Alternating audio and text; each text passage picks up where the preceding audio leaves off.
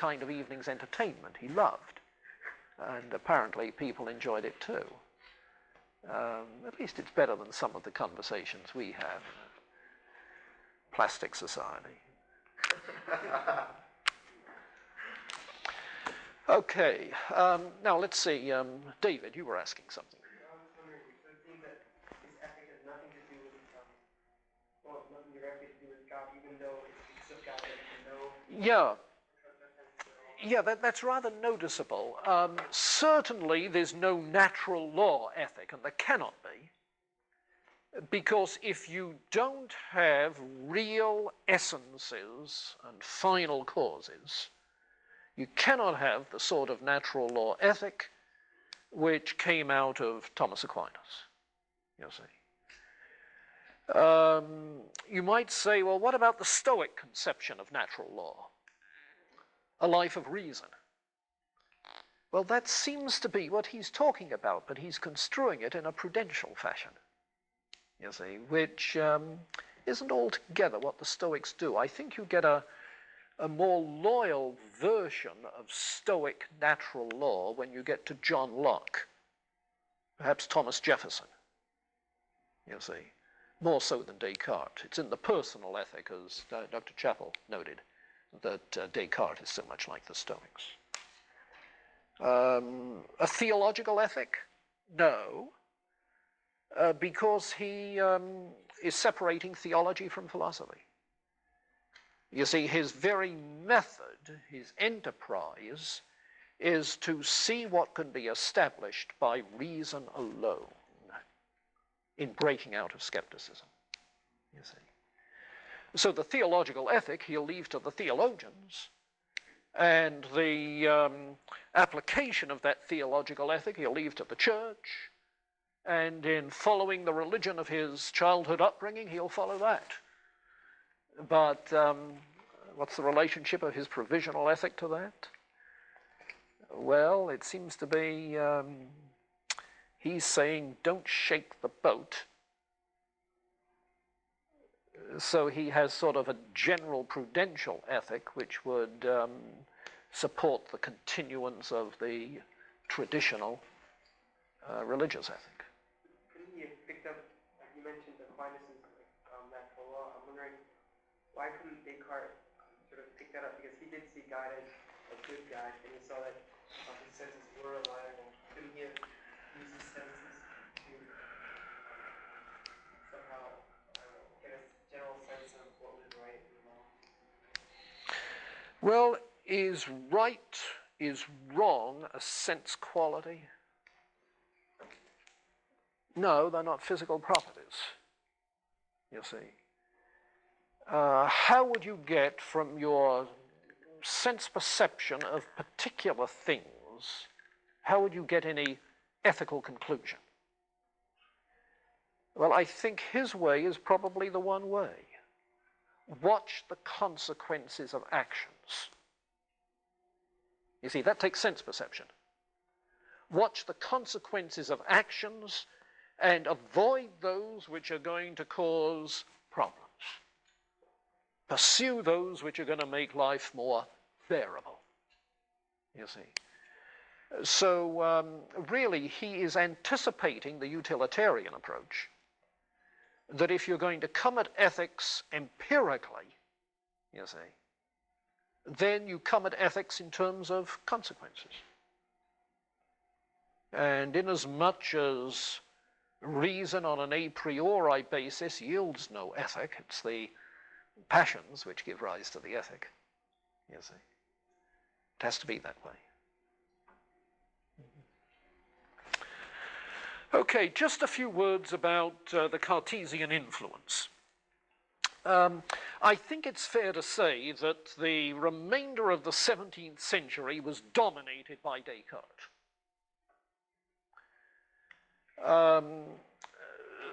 The term Cartesian is used not only in speaking about Descartes, but about many of the successors of his.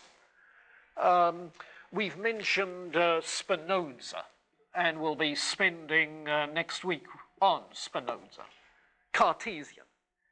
And as you read him, watch the parallels to Descartes all the way through.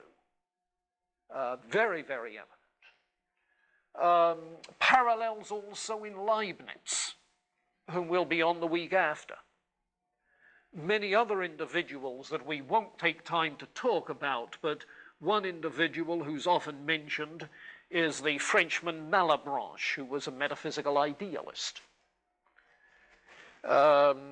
John Locke, at the end of the 17th century, while a thoroughgoing empiricist, also shows a lot of Descartes' influence. George Berkeley, likewise, British idealist. So the whole period is now going to be dominated by the Cartesian influence. It's very, very hard to avoid. You get materialists like Hobbes and a Frenchman, the Baron de la Mettrie, who is Hobbesian in his view of nature, taking a thoroughly mechanistic view. Or there is a skeptic like Peter Bale,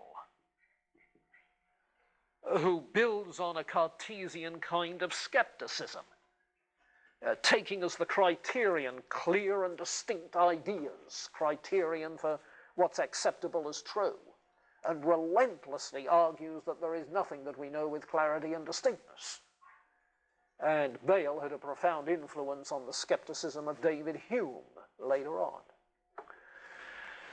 The influence of his method is something we have to keep in mind, this building out of nothing, reconstructing a whole philosophical position, foundationalism.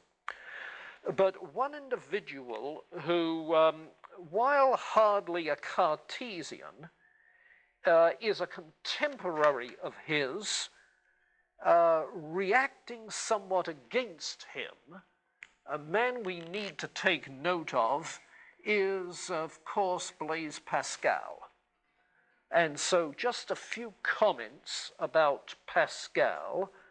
Born 1623, died 1662, younger contemporary then of Descartes.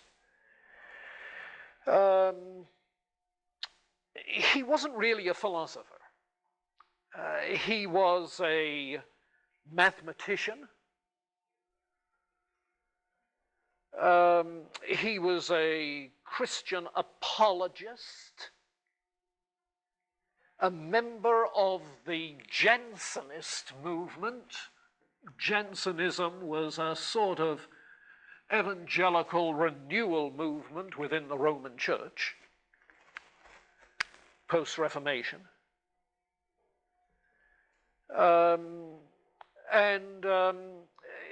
He stands in contrast to much of Descartes' emphasis. Let me come into Pascal with his distinction between two kinds of knowledge. What he calls rational knowledge and intuitive knowledge. Those two. Rational knowledge is the kind of thing that Descartes was after. Deductive reasoning, such as functions in mathematics. Mathematical type reasoning that tries to demonstrate conclusions with logical certainty. Now, that kind of rationality, Pascal regards as applicable in mathematics, he was a mathematician, but inapplicable in natural science, theology, metaphysics, and ethics. Now, let me run through those four. Inapplicable in natural science, because there we must proceed observationally. amassing examples, enumerating cases, experimenting, and in natural science of an empirical sort, probabilities are what we have to work with. Not logical certainty, but probability. And it's those kinds of empirical probabilities that guide his writings about Christian apologetics, where he makes a lot of use of historical evidence, what he takes to be the evidence that miracles offer, the evidence that fulfilled prophecy offers.